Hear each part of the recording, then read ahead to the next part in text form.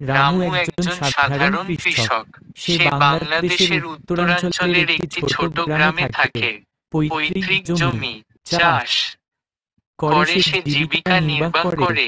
আর তার ছোট একটি পরিবার, স্ত্রী, এক ছেলে ও এক মেয়ে নিয়ে তার সুখের সংসার। ছোটবেলা থেকেই বাবার সাথে হাল চাষ করতে করতে রামু কৃষিকাজ শিখেছে। এখন সে নিজেই একজন পরিপূর্ণ কৃষক। প্রতিদিন ভোরবেলা সূর্য ওঠার আগেই রামু খেতে চলে যায়। গরু নিয়ে হাল চাষ করে, ধান বা সবজি লাগায়।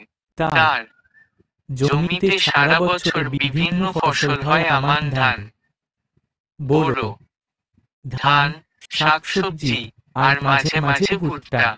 ফসল ফলাতে অনেক কষ্ট হয়, কখনো খরায় জমি শুকিয়ে যায়, আবার